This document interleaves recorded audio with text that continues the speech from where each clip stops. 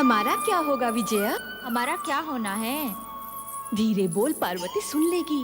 वो तो शिव जी की आराधना में डूबी हुई है, वो नहीं सुनेगी। तू बोल। मैं कह रही थी, जब राजकुमार मैनाक को पता चलेगा कि हम भी पार्वती के साथ आए हैं, तो वो हम पर भी क्रोध करेंगे। देख जया, तू मेरी बात सुन। तू, मैं और पार्वती कुछ अनुचित नहीं कर रहे हैं। वो अपने आराध्य की पूजा करने यहाँ आई है। हम उसकी सखियाँ हैं। उसका सहयोग देकर हम कुछ अनुचित नहीं कर रहे हैं। फिर भाई कैसा? मैं तो कहती हूँ, हमें मिलकर भगवान शिव से प्रार्थना करनी चाहिए कि शीघ्र ही पार्वती पर प्रसन्न हो जाएं।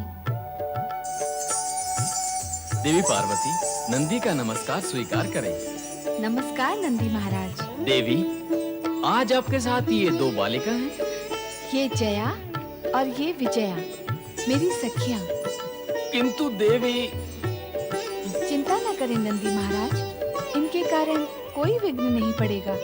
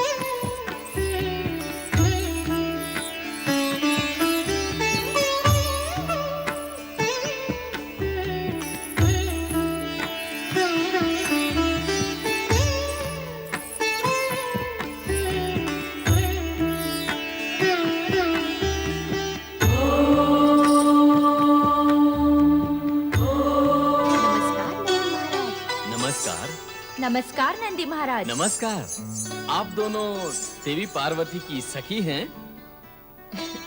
अभी अभी बताया उन्होंने। हाँ, हम पार्वती की सबसे प्रिय सखियां हैं। देवी पार्वती भी आपकी सखी है ना? हाँ। मेरा अभिप्राय यह है कि आपकी सखी पार्वती भगवान शिव शंकर की परम भक्त है, नित्य आराधना के लिए आती है। ऐसे निष्ठावान, आस्थावान और समर्पित भक्त होते ही कहाँ हैं? इसमें तो संदेह ही नहीं कि पार्वती शिव जी की अनन्य भाव से आराधना करती है। इसीलिए मैंने अपने स्वामी की आज्ञा का उल्लंघन करके देवी पार्वती को यहाँ आराधना करने से रोका नहीं। उनकी पूजा भक्ति देखकर मेरे मन में ये विचार आया कि मुझे इन दोनों के बीच में बाधक नहीं बनना चाहिए।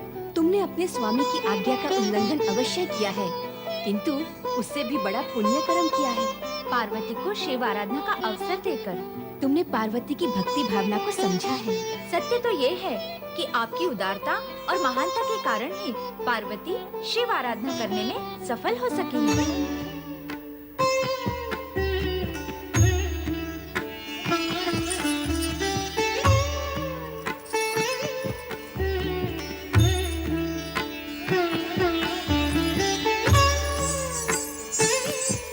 अच्छा नंदी महाराज, कल भेंट होगी। नमस्कार। नमस्कार। नमस्कार नंदी महाराज। नमस्कार। मेरा भी नमस्कार। मेरा भी नमस्कार।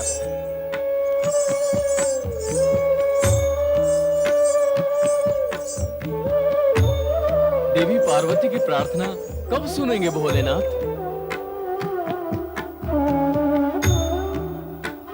ब्रह्मदेव की जय। कृपा करें परमपिता, दर्शन दें सृजनहार। देवराज, क्या आपको ज्ञात है कि ब्रह्मदेव ने अपना स्थान और स्वरूप क्यों परिवर्तित किया? नहीं देवी सरस्वती, हमें तो आश्चर्य है, ब्रह्मदेव ने ऐसा स्वरूप क्यों बनाया है? मैं आप सभी देवगणों से प्रार्थना करती हूँ कि आप ब्रह्मा जी की सृष्टि रचना के रचनात्मक कार्य में बार बार विघ्न न डालें। ब्रह्मलोक में बार बार आपके आगमन से सृष्टि की रचना के कार्य में बाधा आ रही थी। उसी कारण उन्हें अपना स्थान और स्वरूप परिवर्तित कर यहाँ आना पड़ा। किंतु आप यहाँ पर भी आ पहुँचे। देवी सरस्वती, ब्रह्मदेव के कार्य में बाधा डालना हमारा उद्देश्य नहीं है। हम तो अपने कष्ट निवारण के निमित्त बार बार ब्रह्मदेव की शरण में आते हैं। ब्रह्मा जी ने आप सभी को स्पष्ट रूप से कह दिया है कि समय की प्रतीक्षा करें, फिर अनावश्यक रूप से स्वयं कष्ट पाने और कष्ट देने का क्या प्रयोजन। ठीक है देवी सरस्वती, हम समय की प्रतीक्षा करेंगे। नारायण नारायण। माँ सरस्वती, अपने पुत्र नारद का प्रणाम स्वीकार करें। आओ नारद, मैं वही विचार कर रही थी कि अब तक तुम प्रकट क्यों नहीं हुए। माँ, आपके पुत्र नारद की नियमावली में अकारण और समय से पहले प्रकट होने का कोई नियम नहीं। नारायण नारायण। समय आ पहुँचा तो मैं भी आ पहुँचा।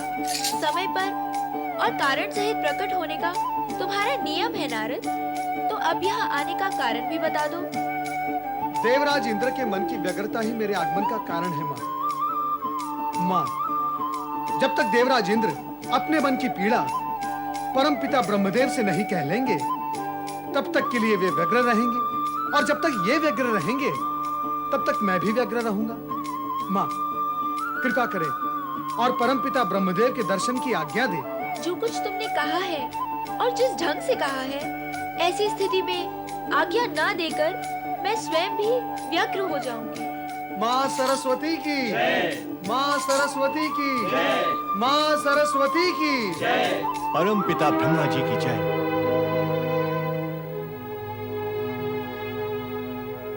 प्रणाम ब्रह्मदेव।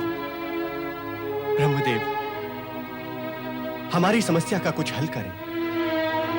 देवराज इंद्र, मैं तुम्हारी समस्या से भली प्रकार अवगत हूं, किंतु इस समय मैं तुम्हारी कोई सहायता नहीं कर सकता। परमपिता, कारण? इस समस्या का हल देवादिदेव शिव जी की इच्छा पर आधारित है, और हम सब देवतागण उनकी इच्छा के अनुसार ही कार्य करते हैं। वो तो सर्वविदित है ब्रह्मदेव, किंतु अब तारकासुर के अन्याय और अत्याचार सहन शक्ति की सीमा के परे जा चुके हैं। जब तक उस पापी दुष्ट का अंत नहीं हो जाता, हम देवों की समस्या का समाधान नहीं होगा ब्रह्मदेव। देवराज, एक ही सत्य को बार बार दोहराने पर भी तुम उसे भूल जाते हो। कौन सा सत्य ब्रह्मदेव? किसी का अधोपतन या अंत होता है तो उसके पुण्य कर्मों का फल क्षीण होने से, और किसी को सुख शांति संप्रदा और सौभाग्य की प्राप्ति होती है उसके पुण्य कर्मों के फलस्वरूप। तारकासुर तपस्या का सुफल भोग रहा है, और देवतागण तपस्या भूल गए हैं। जब पुण्य ही शेष नहीं है तो समस्याएं ही समस्याएं होंगी। आप आज्ञा करें ब्रह्मदेव, हम तपस्या करेंगे। मेरी आज्ञा पाकर तपस्या करने से क्या होगा? पुण्य संचित करने के लिए आप लोगों को शिव आराधना करनी होगी, ताकि आपके कष्ट मिट सके। परमपिता, पार्वती कितने समय से भगवान शिव की आराधना कर रही है, किंतु अब तक वो अपने लक्ष्य में सफल नहीं हुई। अज्ञानी मत बनो नारद, तुम्हें तो भली प्रकार विदित है कि आराधना और तपस्या कभी व्यर्थ नहीं जाती। पार्वती की तपस्या भी सफल होगी, उसकी आराधना भी सफल होगी। जब तुम काशी विश्वनाथ के ज्योतिर्लिंग की कथा सुनोगे तो इस सत्य को स्वीकार करोगे कि जब अपकर्म व्यर्थ नहीं होता तो जब तब से प्राप्त सत्कर्म कैसे व्यर्थ होगा?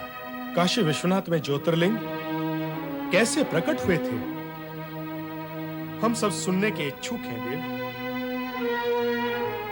ये तो आप सभी जानते हैं कि शिव और शक्ति एक रूप है। शिव और पार्वती की लौकिक तथा वर्तमान लीला इस जगत के समक्ष तपस्या का महत्व बताने के लिए ही रची जा रही है, ताकि आने वाले युग में यह प्रसंग आदर्श प्रस्तुत कर सके। मेरी बात सुनो, कि शिव शक्ति का अर्धनारीश्वर रूप ही इस जगत में व्याप्त होगा।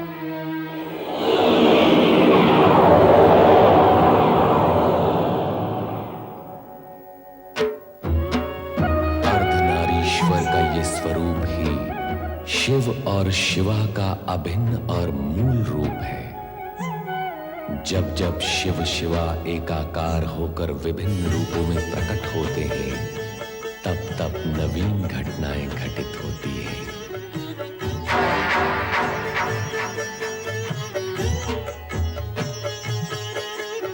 हे विश्व के नाथ, सभी दिव्य विभूतियां दिव्य स्थानों पर विराजित हैं, पर हमारा स्थान कहाँ होगा?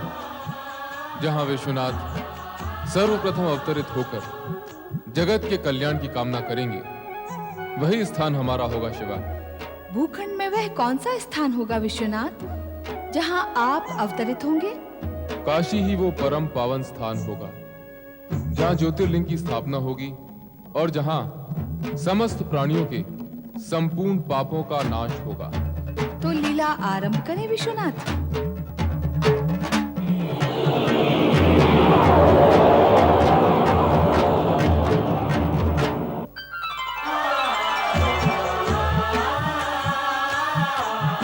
शिव लीला में तुम भी सहयोग करो शिवा।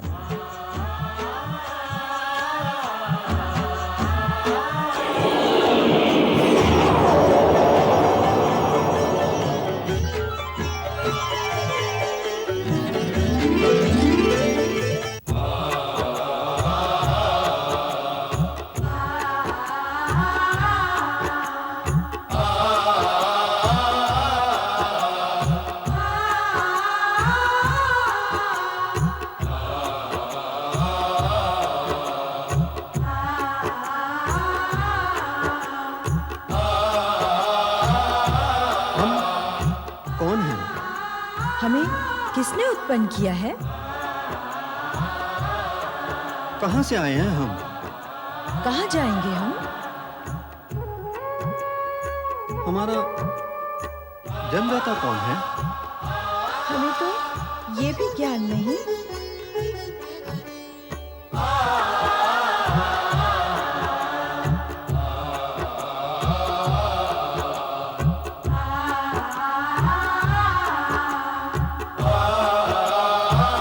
तुम नहीं जानती कि मैं कौन हूं?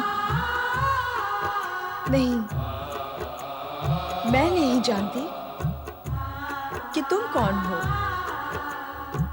किंतु यदि तुम जानते हो तो बता दो कि मैं कौन हूं।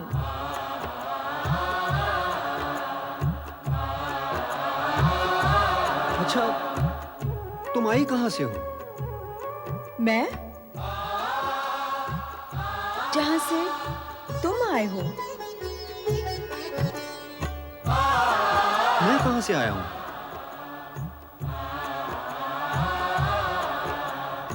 जहां से मैं आई हूं।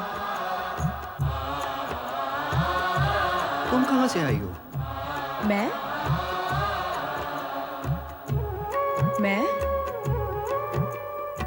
कहां से आई हूं?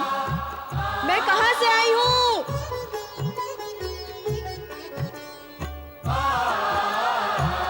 मैं कहां से आया हूं?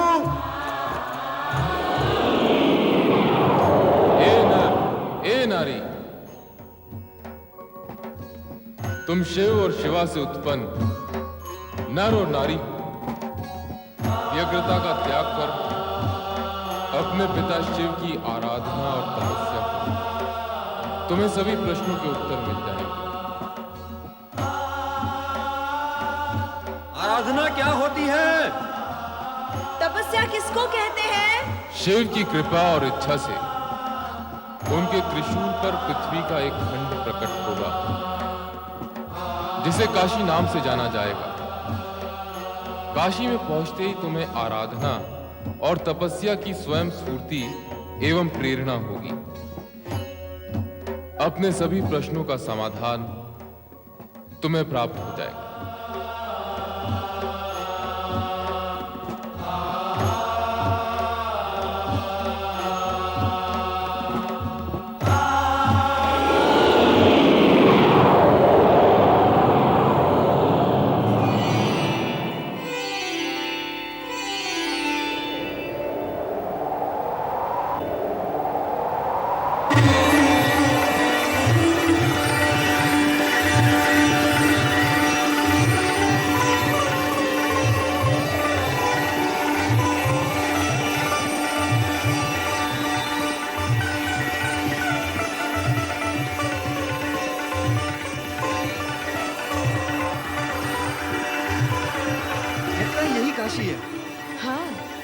काशी है।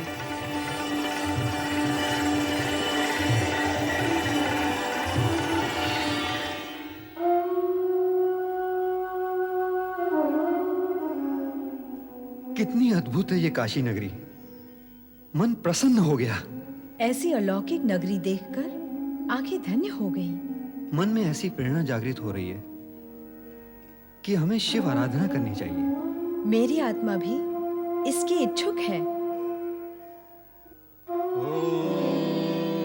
नमः शिवाय। ओम नमः शिवाय। ओम नमः शिवाय। ओम नमः शिवाय। ओम नमः शिवाय। ओम नमः शिवाय। ओम नमः शिवाय। ओम नमः शिवाय। ओम नमः शिवाय। ओम नमः शिवाय। ओम नमः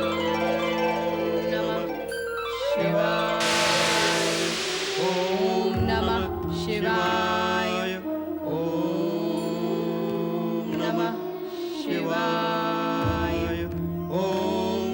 नमः शिवाय।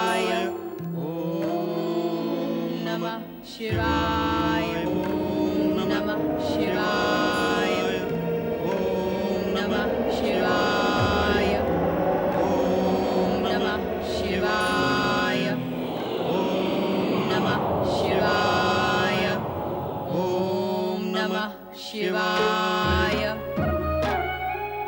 ओम नमः शिवाय। ओम नमः शिवाय। हमारा प्रतिरूप निखर आया है शिवा। शिवा। हाँ, हाँ, मन भी मुखर हो उठे हैं। दोनों तपस्या में लीन हैं। ओम नमः शिवाय।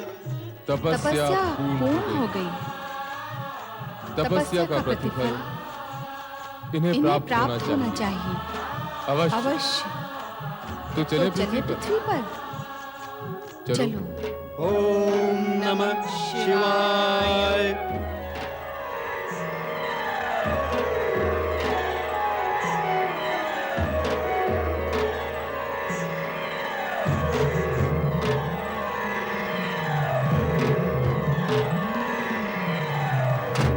ओम नमः शिवाय। आंखें खोलो। हमसे उत्पन्न पुरुष एवं प्रकृति आंखें खोलो।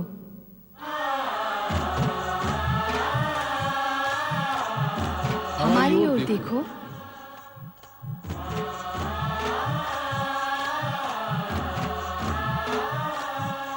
हम तुम्हारी तपस्या से प्रसन्न हैं।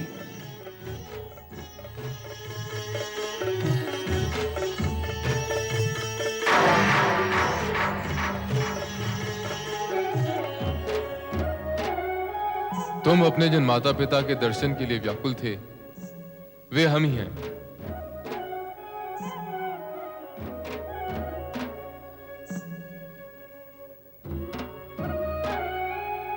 तुम जानना चाहते थे कि तुम्हारी उत्पत्ति कैसे हुई। वे हम ही हैं जिनके द्वारा तुम्हारी उत्पत्ति हुई है। मैं तुम्हारा पिता हूँ। मैं तुम्हारी माता हूँ। आपका नाम क्या है? मेरा नाम शिव है। आपका नाम क्या है? मेरा नाम शिवा है। तुम दोनों ने हमारी आज्ञा का पालन करते हुए आदर्श नर नारी का रूप प्रस्तुत किया है।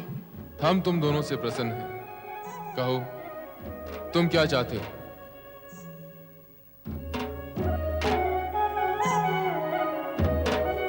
अपनी मनोकामना कहो, हम उसे पूर्ण करेंगे। हम क्या बताएं कि हम क्या चाहते हैं? हमारी मनोकामना क्या है, हमें ज्ञात नहीं।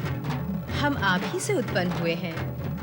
आप ही बताएं कि हमें क्या मांगना चाहिए। हाँ, उचित यही होगा कि आप हमें बताएं कि हमें क्या चाहिए। प्रभु, हमसे उत्पन्न इन जगत के प्रथम नरनारी युगल की तपस्या को अमर करने के लिए आप सदा सदा के लिए काशी विश्वनाथ ज्योतिर्लिंग के रूप में प्रतिष्ठित हो जाएं। आपके ज्योतिर्लिंग की आराधना से काशी में मुक्ति कामना से आए आपके भक्तों का कल्याण होगा। तथास्तु। तथास्तु।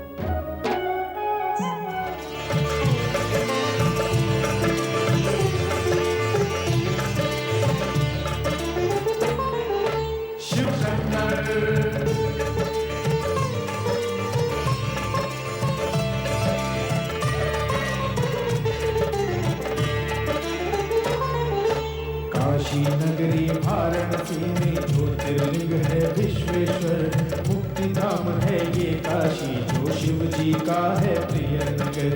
अभिमुक्तेश्वर लिंग है जिसकी स्वयं प्रभु ने स्थापना की।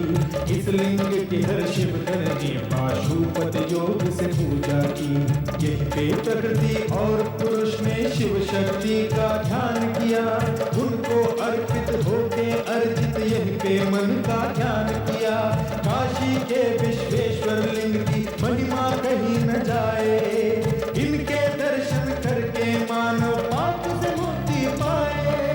विश्वनाथ शिव की जय हो, विश्वनाथ शिव की जय हो, विश्वनाथ शिव की जय हो, विश्वनाथ शिव की जय हो, विश्वनाथ शिव की जय हो, विश्वनाथ शिव की जय हो, विश्वनाथ शिव की जय हो, विश्वनाथ शिव की जय हो। काशी विश्वनाथ ज्योतिर्लिंग की कथा सुनाने का अभिप्राय यही है कि आराधना व तपस्या कभी किसी की व्यर्थ नहीं जाती। हाँ भगवान, संपूर्ण कथा का भावसार यही है कि आराधना भक्त को भगवान तक पहुंचाती है। परमपिता, आपने अत्यंत सारगर्भित कथा सुनाई है। ये कथा संपूर्ण जगत के लिए आदर्श प्रस्तुत करती है। संपूर्ण जगत इसका लाभ उठाए, यह उत्तम है, किंतु तुम्हें भी इसका लाभ उठाना चाहिए पुत्र नारद। इसमें तो शंका है ही नहीं परमपिता। है कैसे नहीं? तुमने कथा सुनाने से पूर्व ही पार्वती की आराधना सफल होने में शंका प्रकट की थी। यह कथा भविष्यवाणी भी करती है कि पार्वती की आराधना अवश्य सफल होगी। परमपिता, यदि आपकी कृपा होगी तो अवश्य सफल होगी। फिर भूलते हो नारद, पार्वती मेरी नहीं शिव की आराधना कर रही है, इसलिए उसकी आराधना शिव पूर्ण कर सकेंगे, मैं नहीं। सत्य ही है, जिस प्रकार अर्ध नारीश्वर से उत्पन्न नर नारी को भी शिव दर्शन के लिए अनेक प्रकार के कष्ट उठाने पड़े और समय लगा, उसी प्रकार पार्वती को भी सफलता और कृपा प्राप्त होने से पूर्व समय अवश्य लगेगा। कामना पूर्ति के पूर्व ही पार्वती को अनेक प्रकार की नारी लीलाओं से विचरना होगा। कामना पूर्ति के पूर्व ही पार्वती को अनेक प्रकार की नारी लीलाएं करनी होंगी। और पार्वती ही क्यों, उसके माता पिता और उसके भाई को भी उसका सहयोग करना होगा। पार्वती को अपने माता पिता और परिवार का ही विरोध सहन करना पड़ेगा। उसके पश्चात ही उसकी कामना की पूर्ति हो सकेगी।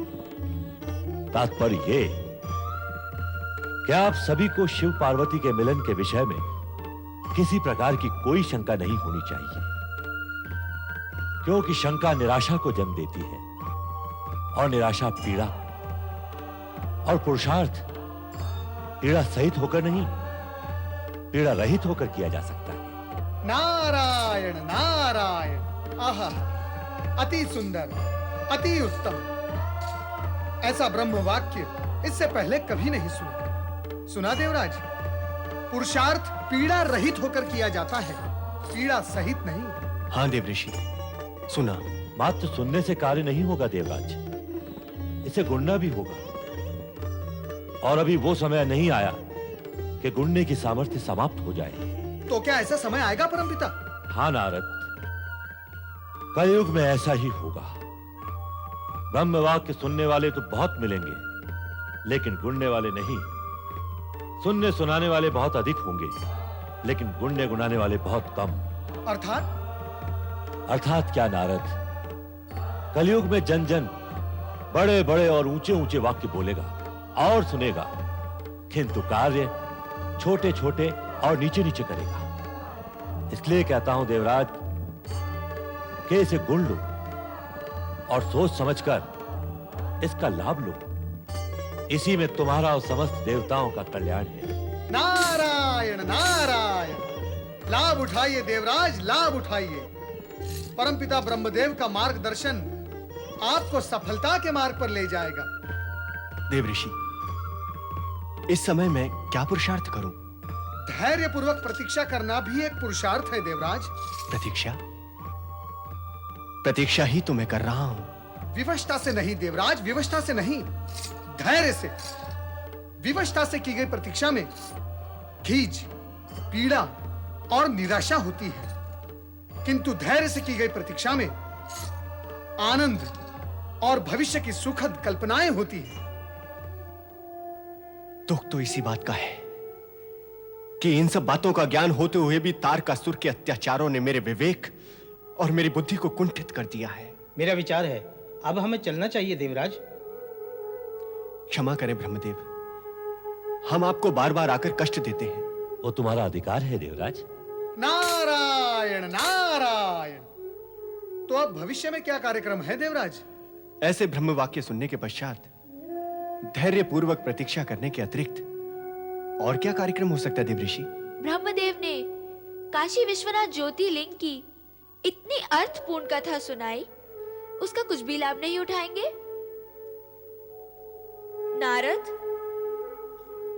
देवराज मेरा अभिप्राय नहीं समझ रहे हैं। मां, मैं समझा देता हूं। अर्धनारीश्वर के तन से उत्पन्न नर नारी को शिव कृपा और शिव दर्शन शिव आराधना से ही प्राप्त हुए थे। पार्वती को भी शिव आराधना से ही शिवजी प्राप्त होंगे। इसीलिए मनोकामना पूर्ति और सफलता के लिए शिव आराधना अनिवार्य है। शिव आराधना करने से शिव प्रसन्न होकर मनवांछित फल प्रदान करेंगे। ब्रह्मदेव, केवल मैं ही नहीं, हम सभी देवगण मिलकर शिव आराधना करेंगे। हाँ, अवश्य करेंगे। कल्याण भव।